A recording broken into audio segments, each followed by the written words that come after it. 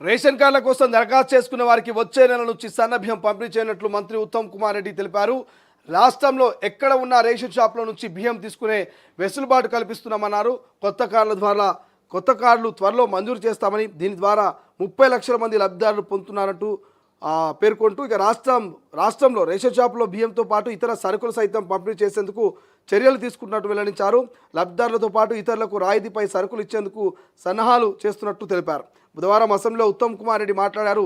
BPL వారికి 3 రంగులతో, APL వారికి గ్రీన్ కలర్ కార్డులు ఇవ్వనట్టుగా తెలిపారు. ఏప్రిల్ 1వ తేదీన సన్నబియ్యం పంపిణీ కార్యక్రమాన్ని సీఎం రేవంత్ రెడ్డి ప్రారంభిస్తున్నట్టుగా తెలిపారు. అయితే దొడ్డు బియ్యం 80% మంది లబ్ధిదారులు ఉపయోగించడం లేదని, దీంతో ఆ బియ్యం పక్కదారి పడుతుందని తెలిపారు. అందుకే సన్న బియ్యం పంపిణీ చేయాలని నిర్ణయం తీసుకున్నట్లు తెలిపారు. రేషన్ డీలర్ల కమిషన్ పెంచామని, డీలర్లు తమ దుకాణంలో ఇతర సరుకులు సైతం అమ్ముకోవచ్చంటూ తెలిపారు. ఇక బీఆర్ఎస్ హయాంలో 6.40 లక్షల కొత్త రేషన్ కార్డులు మంజూరు చేశామని ఎమ్మెల్యే గంగుల కమలాకర్ తెలిపారు. మంత్రి సభలో అబద్ధాలు చెబుతున్నారని ఆరోపించారు. కొత్త కార్డులు ఇస్తామని కాంగ్రెస్ ఇప్పటివరకు ఎందుకు ఇవ్వలేదంటూ నిలదీశారు. దీంతో కాంగ్రెస్ బీఆర్ఎస్ సభ్యుల మధ్య వాగ్వాదం చోటు చేసుకుంది. ఇరు పార్టీల నేతలకు స్పీకర్ సర్ది చెప్పారంటూ వార్త కనిపిస్తుంది. బట్ ఏదేమైనా కొత్తగా దరఖాస్తు చేసుకున్నటువంటి కొత్త దరఖాస్తుదారులకు కూడా సన్నబియ్యం రాబోతున్నట. ఈ ఉగాదికి సన్నబియ్యంతో పాటు ఇతర సరుకులు కూడా అమ్ముకోవచ్చట. గతంలో మనం చూస్తే చింతపండు అమ్మేది, గోధుమలు అమ్మేది ఇంతకుముందు చూసుకున్నట్టయితే. సో చౌకధర దుకాణం అని చెప్పేసి ఈ యొక్క రేషన్ డీలర్లే చౌకలో ఒక ఆయిల్ ప్యాకెట్ అమ్మేది గతంలో. ఇట్లా చెప్పుకుంటూ పోతే కొన్ని సరుకులు, ఉప్పులు అమ్మేది, సర్ఫ్ అమ్మేది. సో నిత్యావసర సరుకుల్లో కొన్ని సరుకులని రేషన్ డీలర్లు కొంత తక్కువ ధర, కొంత రాయితీని కల్పిస్తూ ఇంతకుముందు సరుకులు అమ్మేది. సో ఇప్పుడు రేషన్ డీలర్ల కమిషన్ కూడా పెంచడం కాబట్టి సో దయచేసి రేషన్ డీలర్లు సన్నబియ్యంతో పాటు ఇతర సరుకులు కూడా అమ్మాలని చెప్పేసి రాష్ట్ర ప్రభుత్వానికి ఇక తెలంగాణ మంత్రి ఉత్తమ్ కుమార్ రెడ్డి రాష్ట్ర ప్రజలకు విజ్ఞప్తి చేస్తూ ఉన్నాడు. అక్కడ సరుకులు తీసుకోండి అని చెప్తా ఉన్నాడు. అండ్ దాంతోపాటు తెలంగాణలో ఎక్కడి నుంచైనా మీరు సరుకులు తీసుకోవచ్చు. గతంలో పలానా ఊరుందంటే ఆ ఊరికి పోయే, నీ ఊరు ఏ ఊరు ఆ ఊరికి పోయి మాత్రమే నువ్వు రేషన్ కార్డు పేరు మీద రేషన్ బియ్యం తీసుకునేది, రేషన్ సరుకులు తీసుకునేది. కానీ ఇప్పుడు అట్లా కాదు.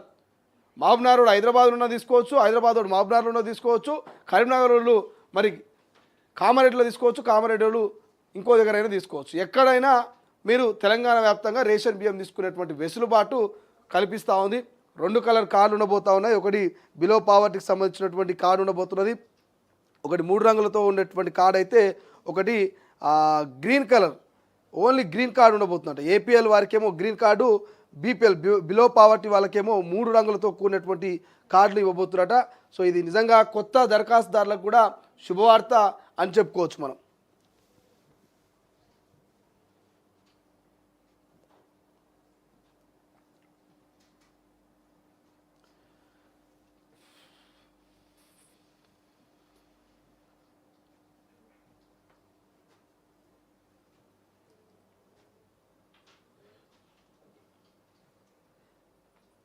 ఒక్కసారి స్వేచ్ఛలో చూద్దాం.